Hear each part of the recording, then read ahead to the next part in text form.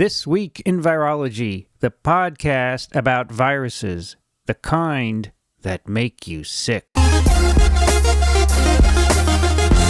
From Microbe TV, this is TWiV, This Week in Virology, episode 1118, recorded on May 30th, 2024.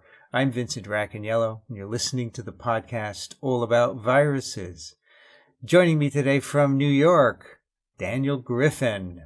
Hello, everyone, and joining us today from Sweden, Vincent. Yeah, Stockholm, Sweden, the home of the Nobel Prize, where I have been lecturing and doing a couple of podcasts before heading to a virus meeting in Finland. So next week we'll be recording from a small town in the north of Finland. We'll see how that goes with the internet.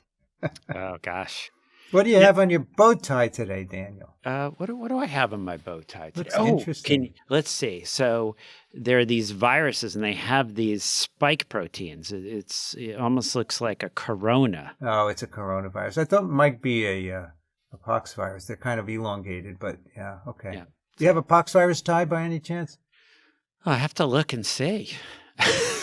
Well, next time you talk about Mpox, you should pull that one out. I should. I got to do that. All right. Well, so, it just occurred to me in that little gap between our pre-recording banter and now that you and I are officially nerds, Vincent, just in case anyone was doubting it, because here you are in Sweden, you're at the Karolinska, right? And instead of us, talking about sailing and Sweden, what are we talking about? HPV. We're talking about COVID. That's what I want to know. I tell you, there are a lot of nice sailboats here. Stockholm's on the water, and there are lots of docks and things, and you would probably like to sail here.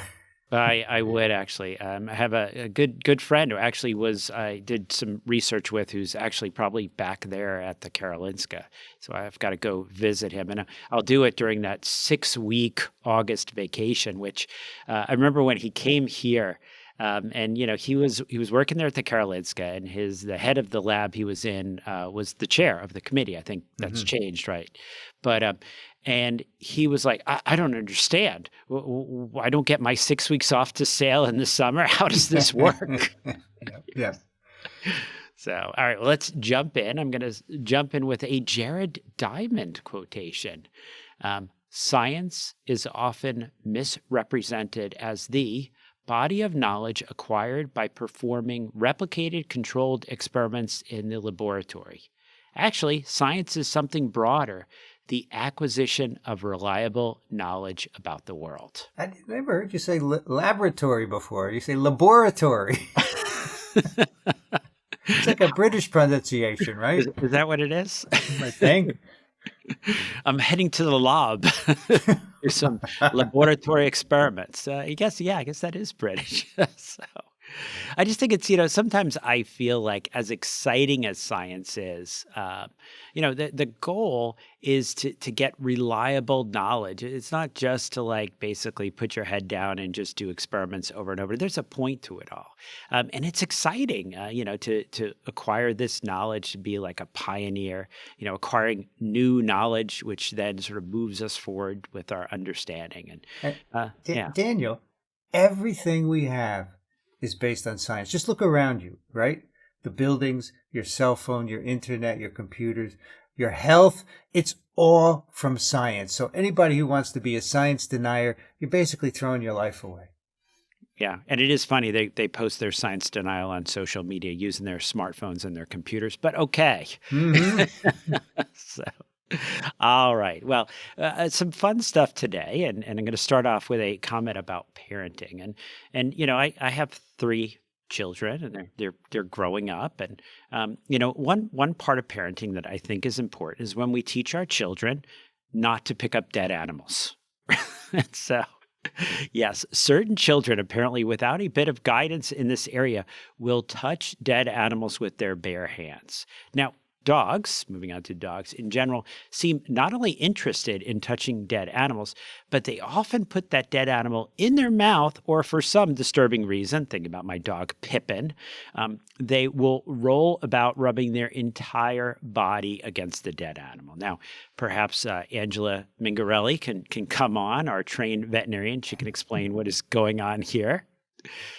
So why do I bring this up? Now, apparently it gets worse. There are people that train their dogs to put dead birds in their mouths. There are even dogs called retrievers. And apparently the best ones apparently are referred to as the golden retrievers. And they are taught to run out, take hold of dead birds, and bring them back to their owners in their mouths. Yes, in the time of highly pathogenic avian influenza H5N1, this is still going on. Now, I understand to our listeners, this might sound a bit far-fetched, and we're going to leave in a link. You can verify this is really true.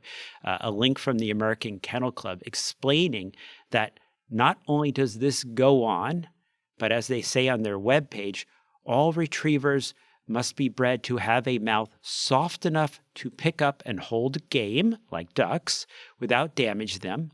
And the golden's mouth is so soft, it is said they can carry a raw egg in their mouth without cracking the shell. Now, I grew up with a lovely golden retriever named Daisy, who may or may not be the reason my oldest daughter is named Daisy, despite my wife explicitly telling me that we would not be naming our children after any of my dogs. Well, what could go wrong with all this?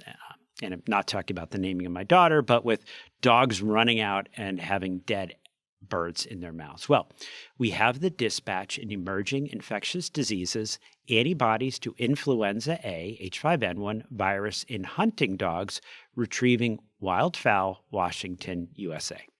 Now, in this study, the investigators collected blood samples from 195 dogs identified by owners as having engaged in this activity, this bird hunting or bird hunt testing and training over the previous 12 months. There is a figure, but it had a whole bunch of boxes and no cute dog pictures, so I skipped right over that.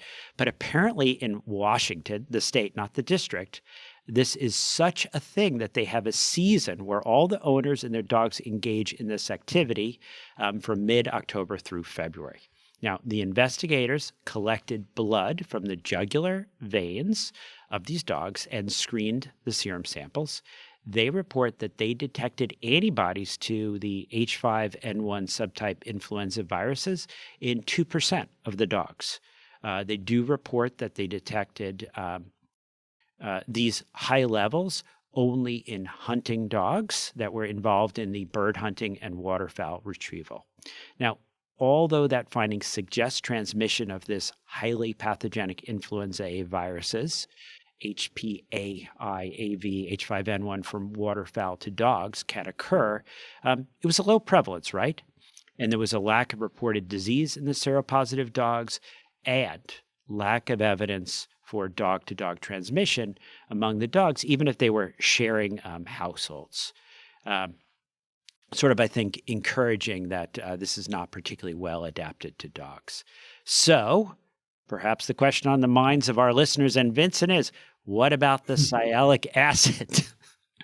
Well, both alpha-2/3, that's the bird, and the alpha-2/6 human sialic acid-linked influenza virus receptors, they've now become virus receptors, have been detected in all organs of dogs, and an alpha-2/3 sialic acid-linked influenza virus receptor extended from the upper to the lower respiratory tract. Alpha-2/6 sialic acid-linked influenza virus receptors were also identified, detected in the respiratory tract, but at very low levels. I wonder, Daniel, if these dogs are now immunized against HPAI, H5N1 virus.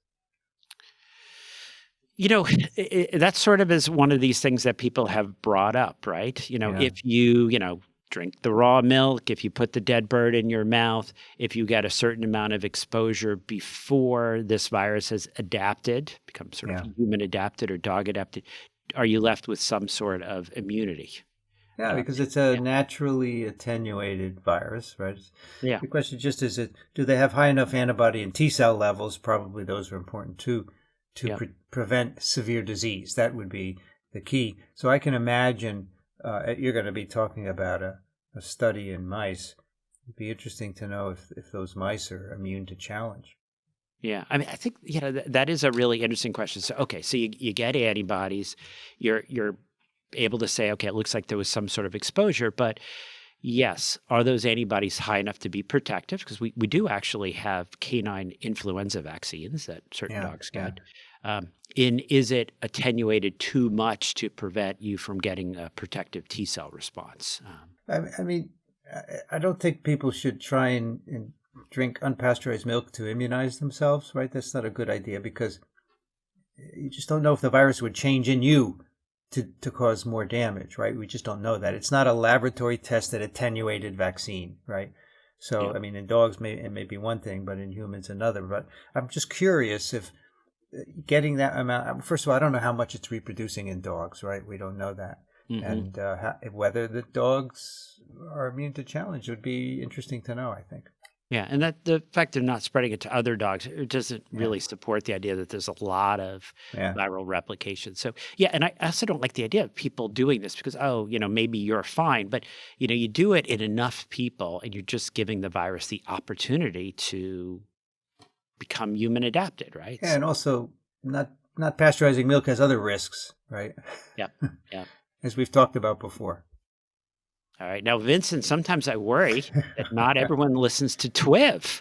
And when I spoke to my daughter, Daisy, the one who is in no way named after my favorite golden retriever, she was not aware of the bird flu situation. Oh my gosh! Now wait, Daisy is becoming a nurse, correct? Can you believe that? Yes, the Well, why one isn't she becoming a listening to her nurse. dad on TWiV at least? I mean, I, free education it should be required for all nursing students. So I should will. be I will required bring for it up. all Griffin family members too. Apparently, they claim because I'm around and talk about this stuff, they don't have to listen. But Interesting. So, well, perhaps now at the MMWR early release, outbreak of highly pathogenic avian influenza A H5N1 viruses in U.S. dairy cattle and detection of 2 human cases, United States 2024, everyone, including my daughter Daisy, will be alerted. So, yeah, this is really kind of a recap for our listeners, but here we read that on October 1st, 2024, the Texas Department of State Health Services reported that a dairy farm worker had tested positive for highly pathogenic avian influenza A, H5N1, virus after exposure to presumably infected dairy cattle. CDC confirmed these laboratory findings. They say the patient only experienced conjunctivitis, but oh my gosh, was that conjunctivitis scary looking. I mean, this was like bright, fiery red. Like, so every PowerPoint in the future is going to have that talks about H5N1. No other signs or symptoms. They said you isolate, you take that Tamiflu, they get better. No other illnesses identified among the household members. Everyone else got some Tamiflu too. Now, a week later, the USDA reported a multi-state outbreak of the H5N1 viruses in dairy cows. The H5N1 viruses were also detected in barn cats, birds, other animals, 1 raccoon, 2 opossums that lived in and around the human habitations and that actually died on the affected farms. Genetic sequencing of the virus from infected cattle, and the farm worker identified this clade 2.3.4.4b. And just of note, this clade has been detected in U.S. wild birds, commercial poultry, backyard flocks, and other animals since, you ready for this, January of 2022. So go back a couple of years. Now, on May 22nd, 2024, the Michigan Department of Health and Human Services reported a case in a dairy farm worker on a farm confirmed to also have that H5N1 virus in the cattle. This person, so second person, we got a Texan, now we've got a Michiganer. This investigation is ongoing, but this person also had only eye symptoms. So these are now 2 cases, the first known instances of cow to human spread of avian influenza A virus. Now, as of May 22nd, 2024, approximately 350 farm workers with exposure to dairy cattle or infected raw cow's milk have been monitored. And as we keep bringing up, pasteurization, it inactivates the H5N1 virus. The commercial milk supply is safe for consumption. Importantly, the risk to the public might change, but only if these viruses acquire genetic changes that increase their transmissibility to and among humans, which could increase the risk of an influenza pandemic. But there's no transmissibility above humans, so it would be an increase from 0 at the moment. Now, if my daughter is not reading the MMWR, what about the New England Journal of Medicine? Well, here we have the correspondence, cow's milk containing avian influenza A H5N1 viruses, heat inactivation and infectivity in mice, was published in the New England Journal of Medicine this last week. And here we read that to further assess the risk of these positive milk samples, these investigators orally inoculated mice with infected milk. So they're not squirting it up the nose. They're actually, they're drinking it, a little dropper thing, and they get a few drops of the milk. Now, the animals actually these mice showed signs of illness starting on day 1. They had ruffled fur, they had lethargy. Now, all the animals survived until day 4, so I'm thinking, okay, good mice, you made it. But then they euthanized them to determine virus titers in multiple organs. They detected high virus titers in the respiratory organs and moderate virus titers in several other organs. Findings, as they say, consistent with the systemic infections typically caused by HPAI H5 viruses in mammals. They go on to comment that detection of virus in the mammary glands of 2 mice was consistent with the high virus load in the milk of lactating cows, even though these mice were not actually lactating. I thought it was kind of interesting. Now, I kind of wanted to, that next question that you sort of brought up preemptively there, Vincent, when we talked, do these mice transmit it to other mice? And I will recommend a deeper dive into this paper on TWiV 1117. I think this is a title from Alan, Pole Dances with the RNA, that brought it. Sure is. It's an Alan title. So this is interesting because in the cows, this is not a respiratory infection, right? It's a mammary gland infection. In the humans, the 2 humans who got infected from the cows, it's conjunctivitis. It's not a respiratory tract infection. But in mice, the respiratory tract appears to be infected. I don't know if it's pathogenic or not. They didn't do any lung function tests. But so already you see mice are different from cows and humans. So I don't know what that means, but I think what we learn in humans is important. And, those are accidental infections. So this is not a respiratory pathogen any longer. Something's happened in the traveling from the bird to the cow to the human that now makes it not respiratory tract. So people need to back off a little and stop worrying so much. Yeah, I was kind of curious here. I mean, they're getting the mice to drink it, and I almost would like somehow to get it directly into the stomach, just making sure it's not somehow, you're putting the drops in the back of the throat. Is some of it somehow getting up into the respiratory system? I'm sure it's aerosolizing and going up into the nasopharynx and infecting there. But yeah, if you put a tube into the stomach and dripped it in, I bet you wouldn't see as much infection, right? Because the stomach is pretty... I'm curious. Do you get a viremia? Is that how it gets into the lung? Just sort of want to kind of pin down the science. All right. And I'm going to close out this section with the USDA Animal and Plant Health Inspection Service announced May 28th that tests have confirmed this H5N1 avian influenza in alpacas at an Idaho farm where the virus was in the poultry flock. So currently, H5N1 has been detected in 67 dairy herds across 9 states. We got a few more detections over the last week. So another in Idaho, another in Texas, other in Michigan. I'll have people just sort of give another plug for TWiV 1117 and sort of this, what are we going to do? Are we going to vaccinate the cattle? And I thought it was really an interesting issue. You say, well, boy, it would make sense. It would keep us safe. Oh, but it might impact, inter-country commerce. They might not want to buy our milk if we have vaccinated cows, which really kind of crazy. And I'm just thinking about some sci-fi movie where the world all ends because, we want to continue to sell our milk overseas. So. People don't need milk. Remember that. You're going to get more hate mail. They need milk. They need their cheese. I can't get any more hate mail than I already get. All right, let's move into COVID. So weekly COVID update. The percentage of provisional deaths is still 2% or less across the country. But the wastewater, what are you guys doing out west? We are now seeing an exponential rise in the wastewater just out west. Everyone else, we're doing okay. National looks okay. Midwest, South, even here in the Northeast. But yeah, out in the West, we're starting to see a rise. So what is this y-axis? You have 0, 1, 2, and 3. What is that, a log scale or linear? Yeah, no, that's a good question. It's this wastewater viral activity level that they're using. Yeah, it'd be nice to have just some kind of because from 1 to 2 is not a big deal, right? Yeah. So I don't know what this is. Maybe, you go on to the next topic. Maybe I'll try and you can, the nice thing, people will leave a link, but you have the ability to look at this in 45 days and you can go out to like all time, a year, 6 months. So you look at it in different scales and get kind of a different sense of activity. So Vincent, you be distracted by that. Well, I talk about the article, Risk Factors for Pediatric Critical COVID-19, a systematic review and meta-analysis.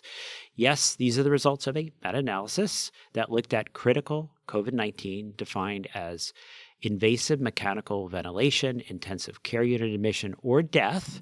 We're talking about kids here. So they're looking at 70 studies published from March 2020 to August 2023, and they found a nearly 10-fold increased risk in kids who had 2 or more underlying medical conditions. So they looked at 165 children, adolescents, and young adults with COVID-19 in 45 countries, and reported that in healthy children with no comorbidities, the absolute risk of critical disease for COVID-19 was 4%. Now, that's about 1 in 25.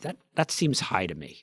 But then we read that compared with no comorbidities, the pooled odds ratio for critical disease was 3.95 for the presence of one comorbidity, so 4 times, and 9.51, so almost 10 times as high for children with 2 or more comorbidities.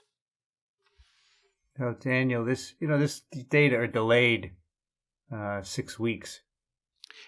So isn't that a problem? Yeah, we're already seeing, like when I give data, we're talking about, I had it up to 5/18/24. So yeah, that's about. And this y-axis is simply, I think it's RNA copy number. So, we're talking about 1, 2, 4. So at the peak of activity, it was 14 copies per mil.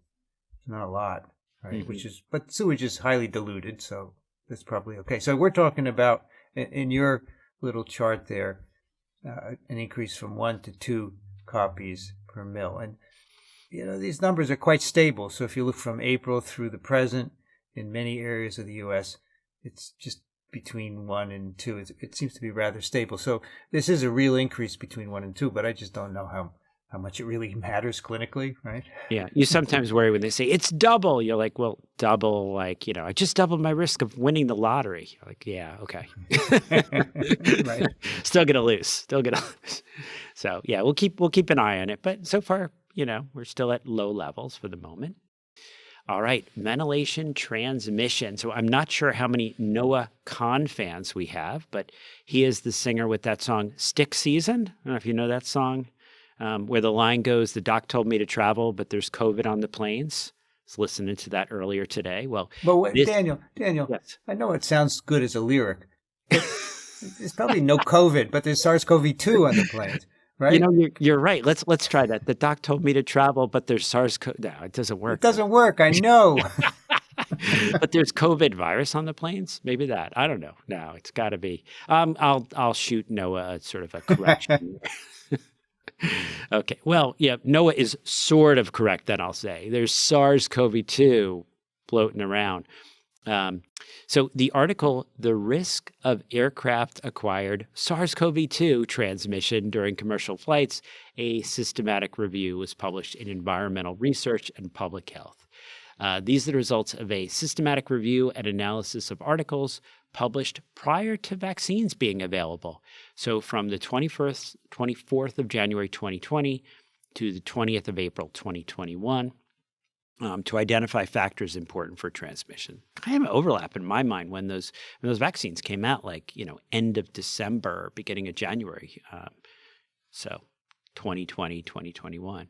Now, articles were included if they mentioned index cases and identifiable flight duration, and excluded if they were talking about non-commercial aircraft, they were doing airflow or transmission modeling, cases without any flight data, or if they couldn't really determine in-flight transmission. They finally narrow it down. They've got 15 articles selected for this in-depth review, 50 total flights. They analyze these for flight duration, both as categorical variable, so short, less than 3 hours, medium, 3 to 6 hours, or long, greater than 6.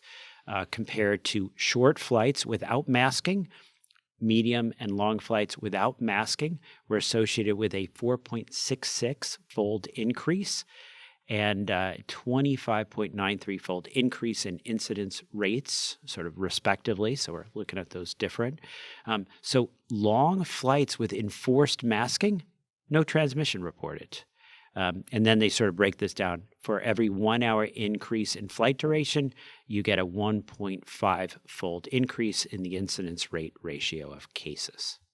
Daniel, I thought the HVAC in the planes took care of all this. Maybe that's not. what I was told.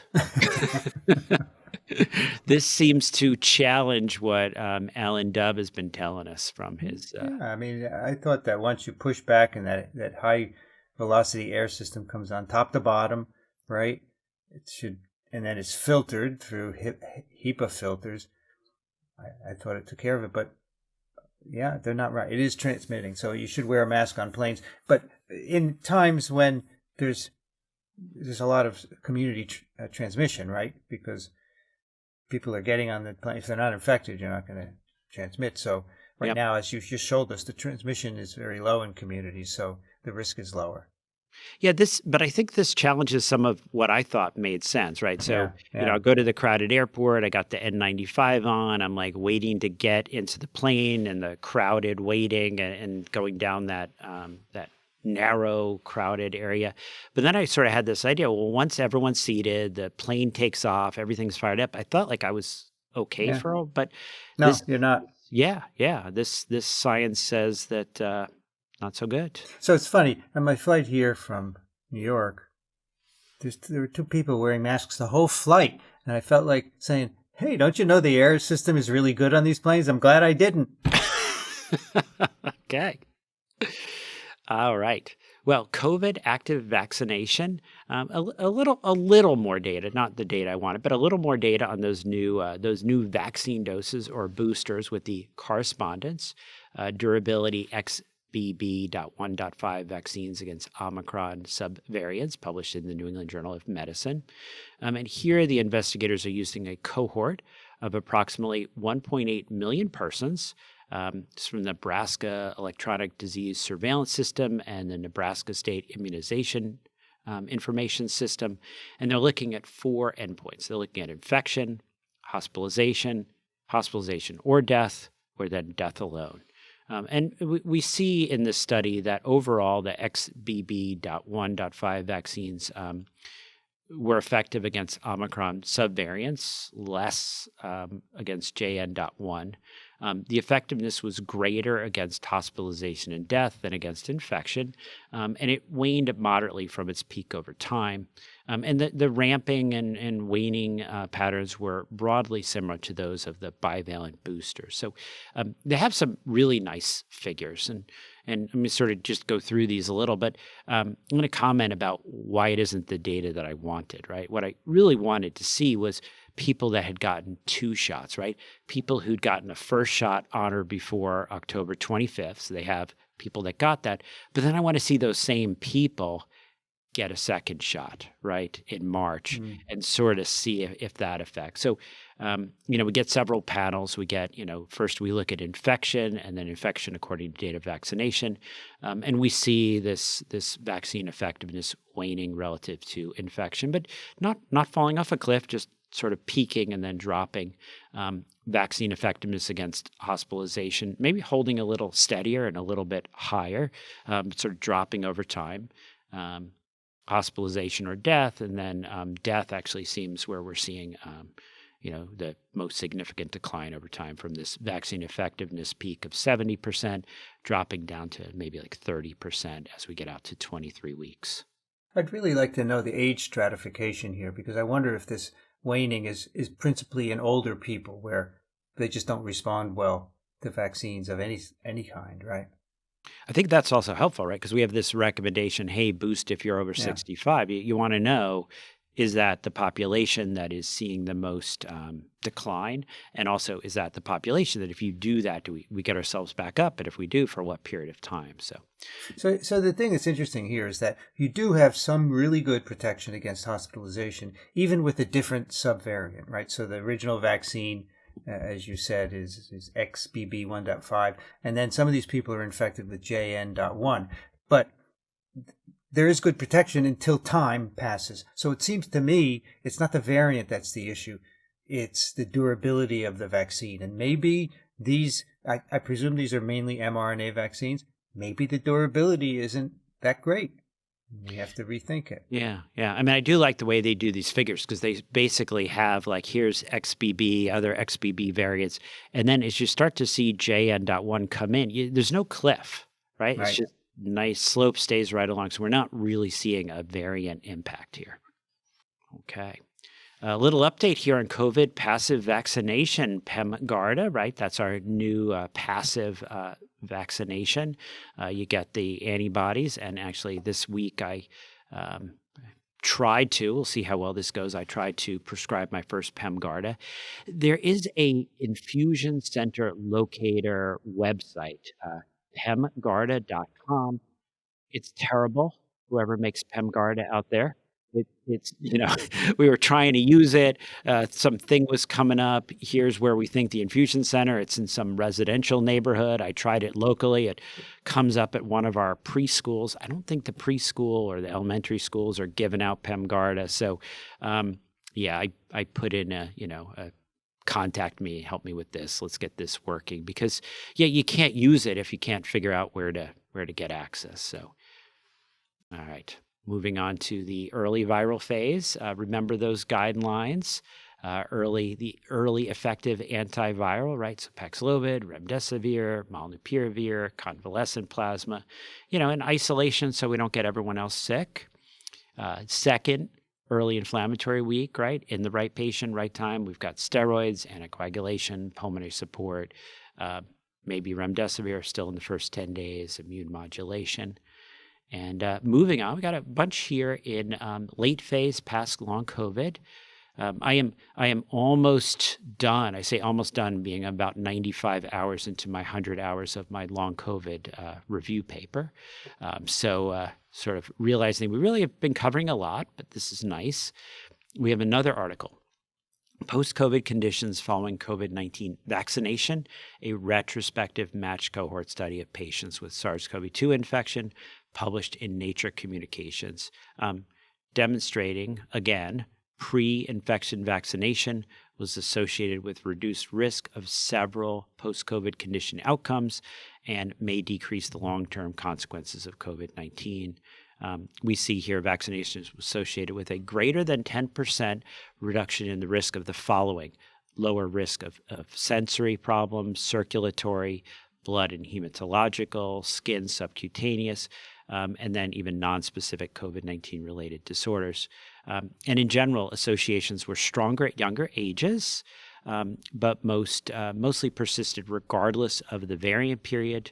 And it's always better with 3 or more doses versus 1 to 2 vaccine doses, and also time since vaccination.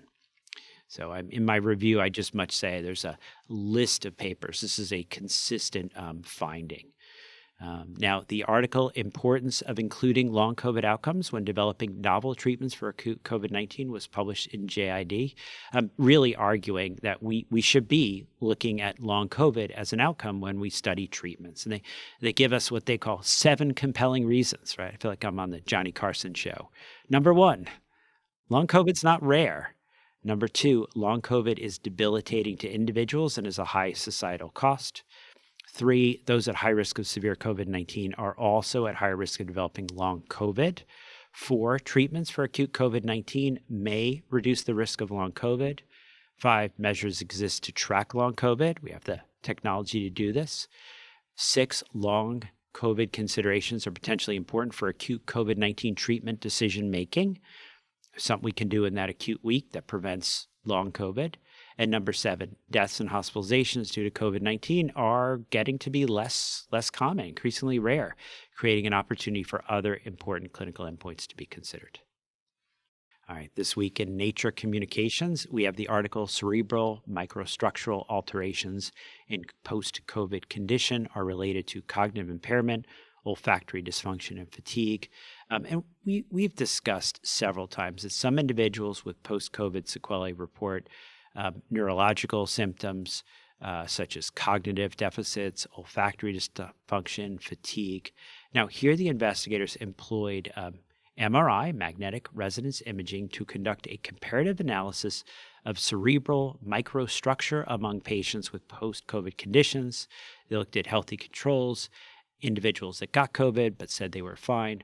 They detected widespread alterations in cerebral microstructure attributed to a shift in volume from neuronal compartments to free fluid associated with severity of the initial infection. Correlating these alterations with cognition, olfaction, and fatigue, they found distinct affected networks, which they report were in close anatomical functional relationship with the respective symptoms. They have several nice figures where one can see in detail which parts of the brain are being impacted, turned into fluid instead of good, healthy brain tissue. The discussion is extensive in this paper and goes into limitations, other studies in the area, a bit on potential mechanism from the authors. We show that COVID-19 leads to microstructural changes in the brain, which differ between participants with and without PCC symptoms.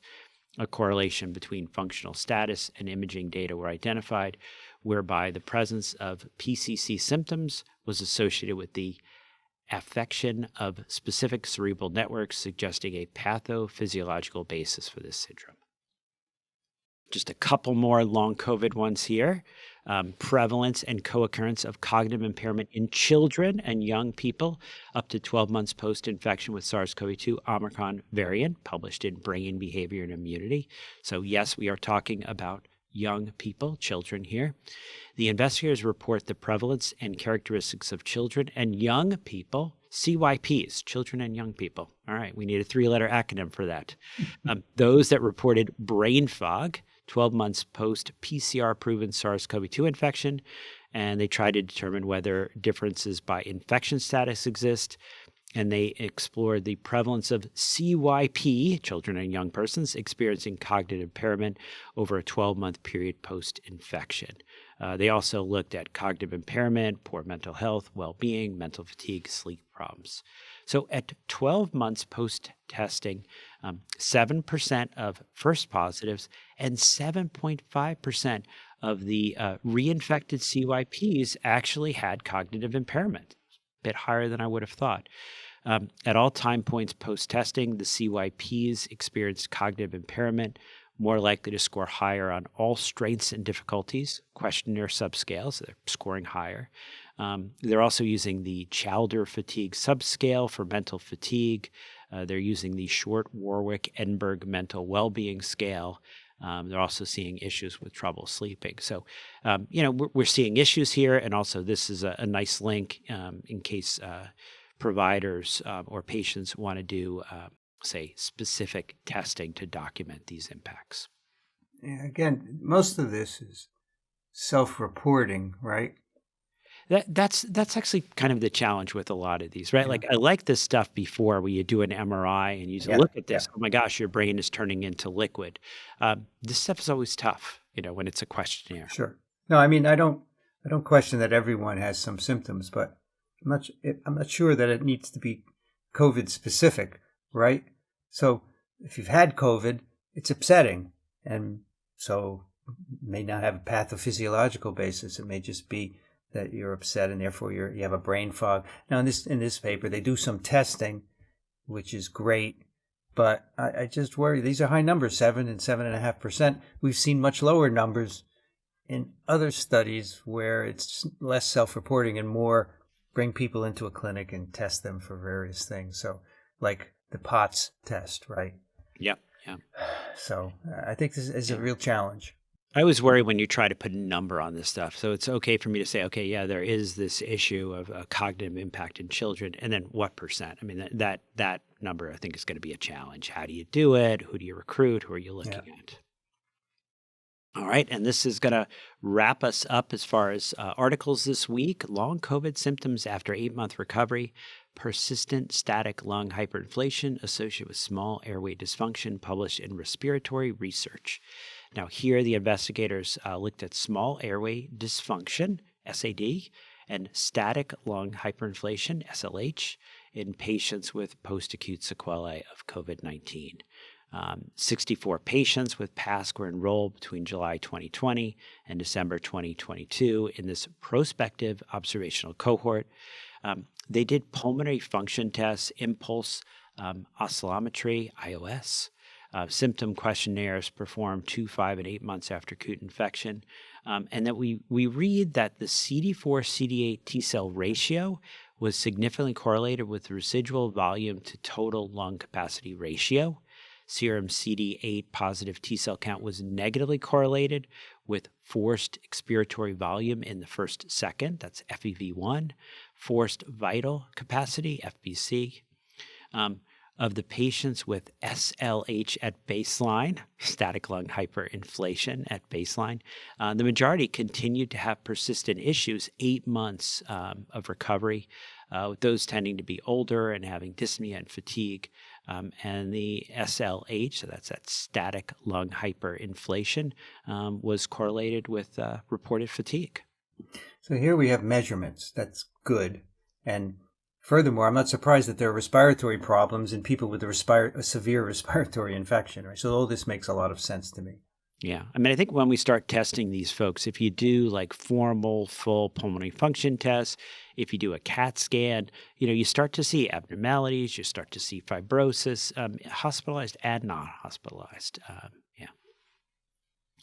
You don't always see abnormalities. Sometimes we certainly see respiratory issues without finding the objective data, but we're finding the objective data in a large percent of these folks. All right. No one is safe until everyone is safe. We are doing our Floating Doctors fundraiser May, June, and July. So we're about a third of the way in there. Those donations need to come in a little faster, folks, if we are going to get to our potential maximum donation. We're gonna match your donations up to a potential maximum donation of $20,000 for the great work that Floating Doctors are doing. It's time for your questions for Daniel. You can send yours to daniel@microbe.tv. Terry writes, I got COVID the first time on May 1st. I had fever and body aches for days. I took Paxlovid and started on day 4. On May 22nd, I noticed a rash under my left breast. As of today, the May 27th, the rash has spread to both breasts, almost down to my belly button, and now I have patches showing up on one shoulder and my neck. Just wondering if this might be related to my COVID case. If you've seen this, just wondering how you might have treated it. Yeah, so I mean, this will be the might be related, because it's always tough, right? Just the fact that you've had COVID is this, but this definitely been described. One of the issues we're seeing after COVID is what we call the immune phenotype of post-COVID, and this is where people have issues with new onset rashes, increased sensitivity to things. Some of this is mediated through histamine-related pathways. So some people will start taking a Claritin or a Zyrtec or an antihistamine once a day and seeing if that helps with these. But yeah, we certainly say things consistent with this. Indy writes, I'm a healthy 40-year-old woman who just had anaphylaxis for the first time to my only allergy, mosquito bites. The only significant health change since my last bite last year was my first case of COVID this winter. It was a doozy, the sickest I've ever been. I also had new mild allergic rhinitis since having COVID. I'm starting to read about the increasing risk of allergy post-COVID and post-COVID mast cell activation. What's the current consensus on how COVID may have escalated my mosquito allergy from a vigorous local reaction to anaphylaxis? Does the COVID factor inform testing or treatment options? I have an upcoming appointment with an allergist, and I want to come armed with any relevant information. Having a severe reaction to a common exposure has me spooked. Yeah, so it's great that you bring this up, and so I'm as I mentioned, I'm working on this review, and really what it is like everything we've talked about for 4 years on TWiV. So if you listen, it's just going to be a recap, right? So you don't even need to read the paper, but there are studies showing the relative risk of a new diagnosis of allergic rhinitis, the relative risk of a new diagnosis of asthma, the relative risk of a lot of these allergic situations is significantly increased after COVID compared to people that didn't. And these are tough, right? Because everyone's had COVID, right? So where do you find these novids by comparison? So some of it is a timing that's also persuasive. Mast cell activation. A lot of folks started noticing early on in the long COVID community that symptoms that they were having were suggestive of a mast cell activation syndrome, so MCAS. Huge challenge there is that a lot of people outside the sort of immunology, allergy immunology field really not familiar with MCAS and what's going on there and how to do it, how to treat them, how to address it, even how to diagnose this is not an easy diagnosis. So putting all that together for you, you're going to see your allergist. That's the right person to talk to. They're trained in this. They understand mast cells and what they do. They may understand certain things about low histamine diets and antihistamines and things like that. So I think you're going to the right place. Let the allergist know about COVID. Let them know about this history that you just shared with us. And yeah, don't be spooked. Talk to your allergist, and hopefully they can guide you through this. Kathy writes, I'm a 60-year-old biomedical scientist living in the UK. I've not had COVID to date, have deliberately done my utmost to avoid it due to a 30-year history of relapsing, remitting ME/CFS. I've had 4 COVID vaccines, 2 AstraZeneca, 1 Moderna, 1 Pfizer bivalent BA. My last was in October 22. Unfortunately, I am one of the rare individuals who suffered cardiac inflammation after mRNA shots. I'm considering buying a Novavax booster privately, but I'm aware that myocarditis and pericarditis are rare side effects of this vaccine also. If a person has suffered cardiac inflammation after an mRNA shot, is Novavax likely to be a cardiac risk? I wonder if there are data on this issue and specific individual susceptibility to cardiac inflammation after COVID vaccines. Yeah. So, yeah, appreciate your situation, and yeah, definitely understand with the relapsing, remitting ME/CFS, not wanting to get COVID and not potentially wanting the COVID to compound that. Also, rarely we have seen cardiac inflammation after mRNA shots. It tends to be, in adolescents at a higher rate, but yeah, you're over 60 and you had this. Novavax makes sense. And here you've got to kind of decide what are your exposures, what are your risks. If you're one of these hermits who's just going to stay and not get COVID, not get infected with SARS-CoV-2, that's one thing. But most of us, right? You got to present your findings. You've got to interact with others. Things are low right now, but in the fall, winter, we will probably see an increase in cases, more virus circulating. Then in that situation, Novavax would seem to make sense. I would love to steer you towards the article where they take people just like you and they study what's the incidence with Novavax. I don't think we have that data. And Anonymous writes, thank you for reading my letter on TWiV last week regarding type 1 diabetes and COVID and traveling. Just wanted to give you an update. I have Paxlovid in my hands. Even though my doctor said some wacky things. See list below. Things my doctor said. No one has died from COVID since 2022. I guess they're not listening to TWiV, right? I'm thinking of the map from the CDC. If you have like a zone which is less than 1%, less than 2%, 1 to 2% of deaths across the country are due to COVID, and that's current data. So yes, people are still dying. Told me about Paxlovid rebound, even though it's viral rebound. She told me since the beginning of Paxlovid's existence that she can't find it at a pharmacy. Meanwhile, my local Walgreens filled the prescription within 2 hours. After she told me all her facts, in quotes, and I said, I understand, but I still want to take Paxlovid with me to Europe. She said, well, then, I guess I am prescribing it for your mental health. I had mentioned I was anxious traveling to Europe knowing Paxlovid isn't as readily available there as in the U.S., but why would you say that to someone? I have a PhD in epidemiology, but I knew I couldn't argue the science with her during my visit, or she might not have helped me, so I will send her some studies later. What do you think? Time to find a new doctor? LOL. Yeah, what do you think, Vincent? Well, yes, I would. This doctor is not well informed, but as you have also said, it's not easy to find a new doctor. But yes, I would try as hard as I could because this person is not helping you. Yeah, not evidence-based, and oh my, that bedside manner. That's TWiV, Weekly Clinical Update with Dr. Daniel Griffin. Thank you, Daniel. Thank you. And everyone, be safe.